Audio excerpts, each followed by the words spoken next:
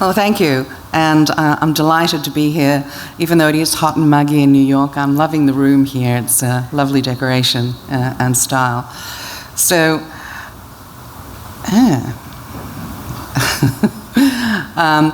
I'm honored to introduce you to Ocuterra Therapeutics. We're a Boston-based biotech company, and we're focused on developing our OTT-166 for the treatment of diabetic retinopathy. So some highlights with regards to our company. You know, we're addressing a tremendous unmet need in the treatment of diabetic retinopathy, but intervening in those patients for whom they've not yet developed a sight-threatening complication or their vision has deteriorated. And what we're wanting to do with a non-invasive eye drop treatment is to halt or even delay the progression of their disease. We're doing this with a novel small molecule, a potential first-in-class selective integrin antagonist. And where our initial indication is we're going after the moderately severe to severe non-proliferative diabetic retinopathy patient group. We currently have now initiated our phase 2 clinical trial, and we'll tell you a little bit more about that. And also, we completed our Series B at the end of last year, raising just over $35 million. So we have the funds to move forward with our phase 2 program there. And lastly, a small but mighty team who are all very experienced in drug development, ophthalmology, etc. So, probably to this group here, we really don't need to introduce what diabetic retinopathy is, but to make the point here that this is a large and growing patient population group and does affect those in their sort of working age adults. You know, we want to be able to have them continue for them to have the ability to do their daily functioning and be able to drive, etc.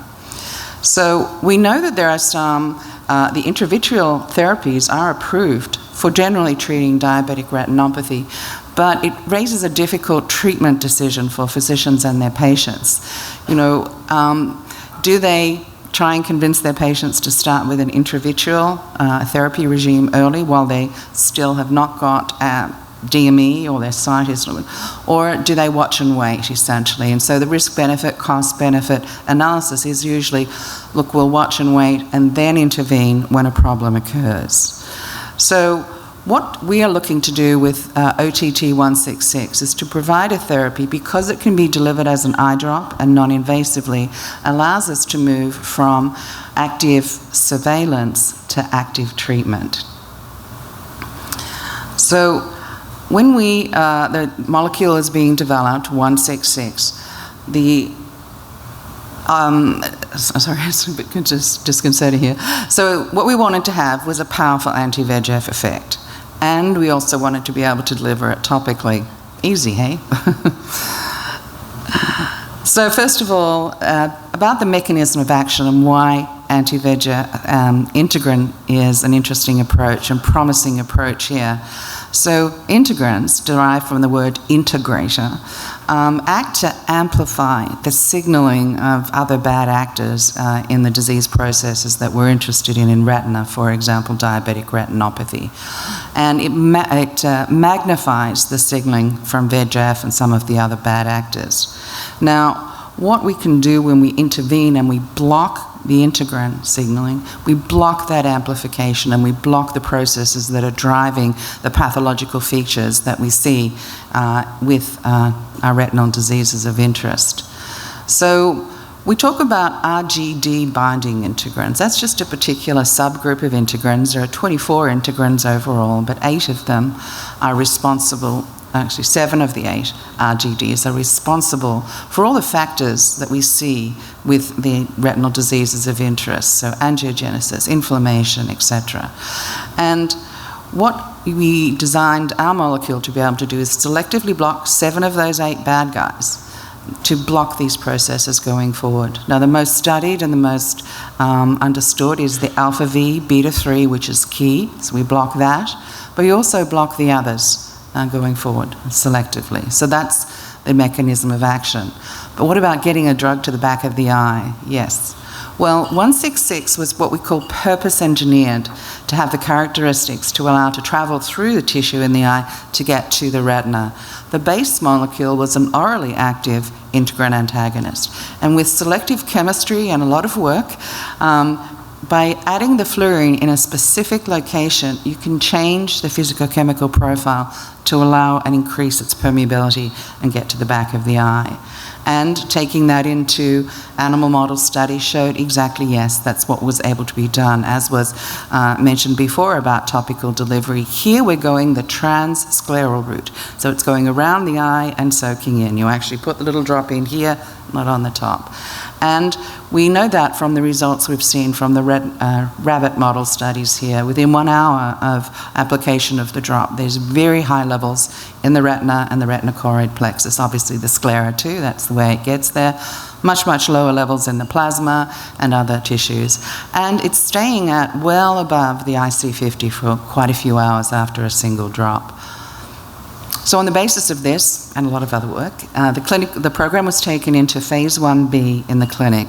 And in the phase 1B study was a first-in-human study.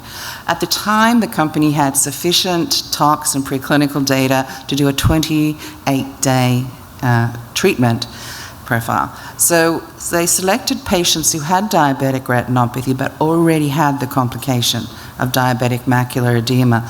The reason being, we wanted to, of course, test safety and tolerability, but measure a measurable output for biological activity. Not only, is the drug itself getting to the retina and having a measurable effect.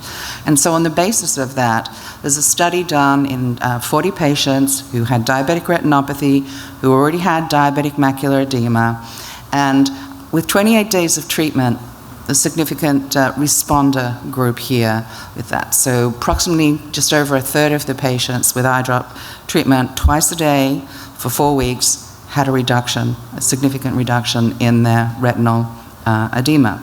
Interestingly, there was another 4-week period where patients were just monitored, no further treatment or intervention, and that continued to have some improvement, going in that further 28-day period here. So this is fascinating. We're not sure, maybe it's a PD effect, but also maybe it's something about the nature of what we're doing in interrupting cycles when we're using integrin inhibition.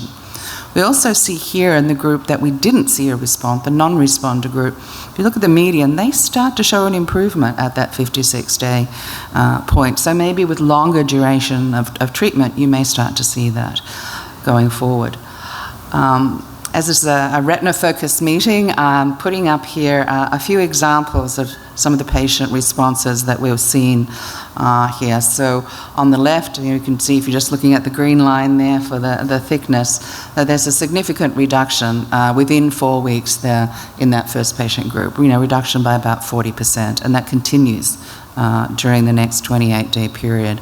And similarly in the far right, also too, about a 30% reduction after only a month of twice-a-day treatment here. And even the patient in the middle with really severe swollen retina is coming down significantly and at least maintaining that benefit. So, most exciting for us now is moving forward with our phase 2 program, the DREAM study, Diabetic Retinopathy Early Active Management. So this is a double-masked study, placebo-controlled.